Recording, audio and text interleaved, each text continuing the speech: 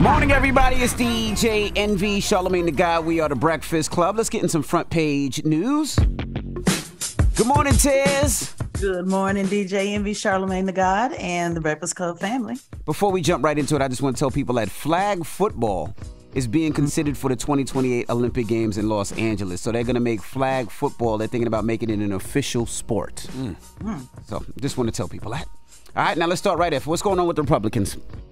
Yeah, House Republicans wrapped up their candidate forum Tuesday night, where lawmakers heard from two current options to become Speaker of the House. As we know, Kevin McCarthy was ousted as Speaker of the House. So right now, the two candidates are Representative Jim Jordan and Steve Scalise. The two men had an opportunity to pitch themselves to their party members ahead of a secret ballot vote that's scheduled for today in an attempt to convince the Congress that they can gather 217 votes needed to win the gavel. It looks like neither one of them were able to convince folks that they had, I guess, the muscle to do it. So we'll see how that works out today. Now, former Speaker McCarthy, who, as I mentioned, was moved from Speaker of the House, he has asked them not to nominate him as Speaker, but some folks said they still will be voting for him, despite him even saying literally, do not nominate me because I know I won't win. But I guess a few folks, have a point to prove with that because they're still upset about McCarthy losing that position. When they asked, what are the chances that the House would select a new Speaker by Wednesday, Representative Thomas Massey said, I would say 2%. Now, meanwhile, House Democrats did finish up their candidate forum last night in less than an hour, nominating their leader, Hakeem Jeffries. Is whoever they put in that position going to have actual power, or are they just going to be another puppet like McCarthy was?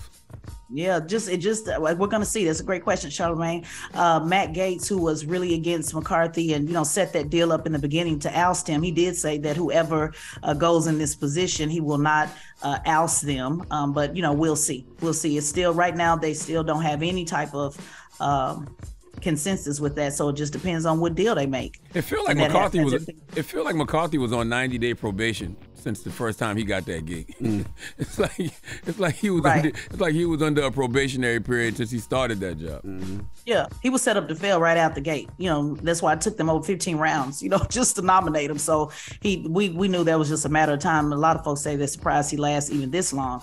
But again, right now, no Speaker of the House. They need to vote on things like sending resources to Israel, a lot of stuff that still needs to happen on the table. Don't forget, we're still in the middle of a temporary government shutdown. So that needs to happen. A new vote on that needs to happen in November. So a lot of stuff that Congress needs to do, and Republicans need to get it together since they are the majority. All right. Well, that is front page news. Thank you, Tez. We'll see you in a couple of minutes.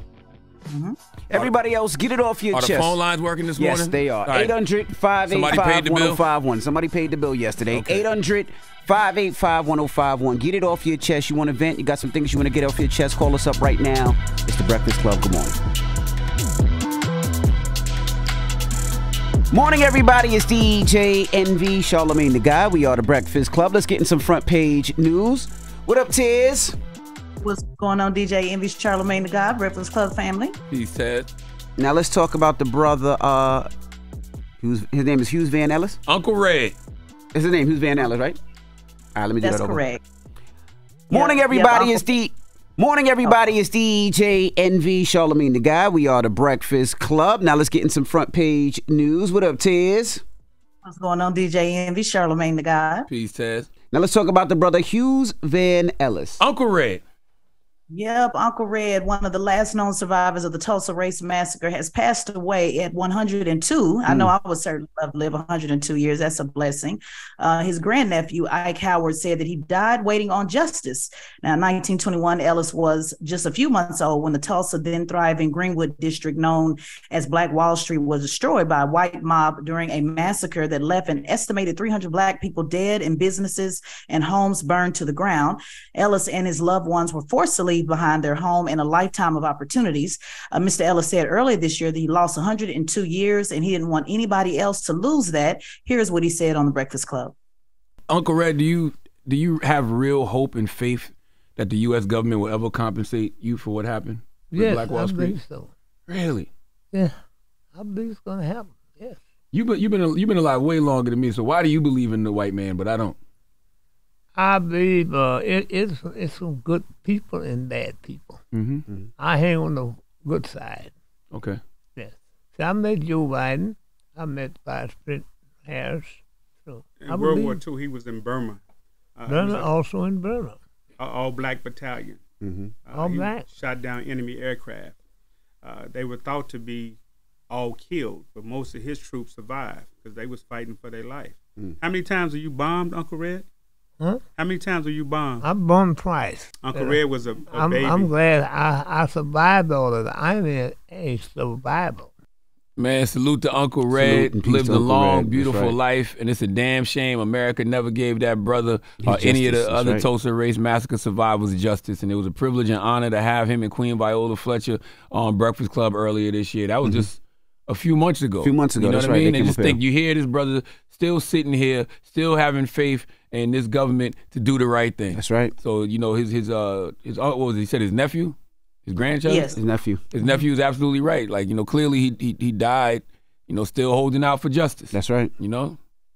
And Miss Fletcher and Miss Randall are still alive. Miss Fletcher's 109. Miss Randall is 108. Those are the last two known survivors of the 1921 Tulsa Race Massacre. And again, you know, they have been, like you mentioned, all three of them have been fighting for reparations for destruction. And this is, you know, a case that people always, you know, you can't dispute this because they literally were alive at the time. You know, when you have the conversation about reparations, say, oh, you know, those people have passed away, they're no longer here. No, they literally are still alive at the time and still fighting for reparations. So, yeah, certainly, blessings to him. I have a theory, and this is just my dirt road country logic kicking in, but I have a theory that God let those Tulsa Race Massacre survivors, Queen Viola Fletcher and Leslie Randall and Uncle Red, be here all of this time to continue to give America the chance, the opportunity to do what's right. You know what I mean? To fix some of the karma, the negative karma that they put out there into the world,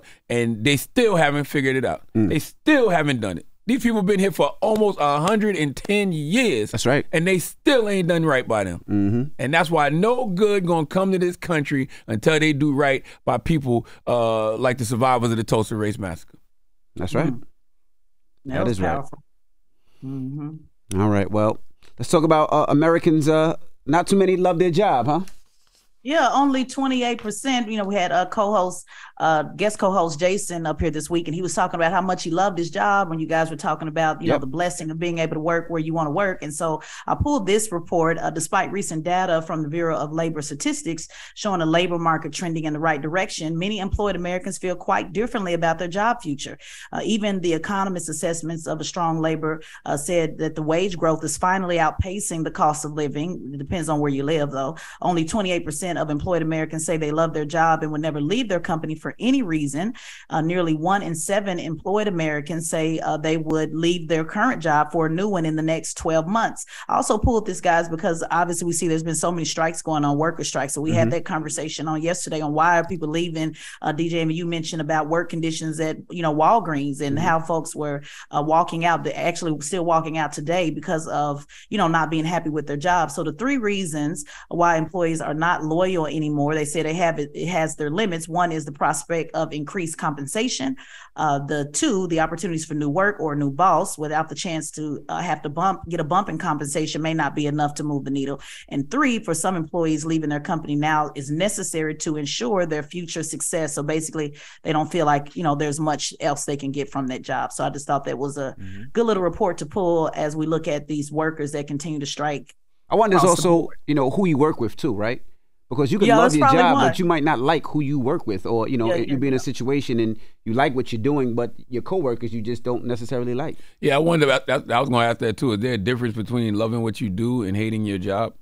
Like, you know, you might love being a lawyer, but don't love the law firm you at. You might love doing HVAC, but you may want your own business. You may not like working for the HVAC company you work for. So I wonder if there's a difference between loving what you do and hating your job. Absolutely. There's a huge difference. You can love what you do and hate the people you work with and hate everything about it, but still love it. And that's where, you know, people kind of branch out and start their own business. We talked about those reports several times on the likelihood of success. You know, it's easy for everybody to say, start your own business, but it's easier said than done. So all of those are factors in how people decide to leave. So do you like your job, DJ Envy, Charlamagne the Guy? Y'all like working with each other as husbands? What about that? No, I do. I actually love working, you know, here with my partners at iHeartRadio. I love, you know, working with Envy. You know, I always have issues with behind the scenes stuff. I always want, you know, different aspects of our team to be a lot better. You know, but that's just I think that comes with it, right? Like that's just a constant fight when you know how you want things, you know, and how you know how you want things to be done. And if those things aren't being, you know, met to the standard that you want, yeah, you're gonna have your complaints. But I genuinely love the situation I'm in. Yeah, and generally love DJ Envy as a cousin. He loves me. It's a nice caring and sharing moment. Go ahead, DJ Envy. Yeah, no, I would say the same. I mean, the fact that we've been doing this for close to 14 years and we're getting up at 4 o'clock in the morning to do this each and every morning, you have to have some type of love for your job. And, you know, and the people and I the like people this you guy do it over with. here. Now, I mean, I love my workplace. I love the atmosphere, and if I feel like I didn't, I don't think I would be here. But I enjoy being here. Even when I'm on vacation, I kind of miss it. Like, damn, I can't wait to get back. So I miss everybody. I love my job up here. I wouldn't change it for the world. No, I would definitely change a lot of some people. Don't get no. I don't know what the hell Envy talking about. There's a lot of people I would change. All right. Up here. Okay, don't get that twisted. All right. All right. Jesus Christ. All right. Well, that is I love you guys, and I'm glad to be here. So well, we love you too, Tez. Absolutely, Tez. Oh, this is a nice caring and share. Charlamagne, I love you too, Charlamagne. Oh, you're such a sweet guy. I said I love you first, and why you sit back did in? say I love you. I don't love you now. I just like you a lot. Charlamagne don't do caring and sharing moments. I do. So I do love you, Tez. I do. Oh, cue up the music, Red.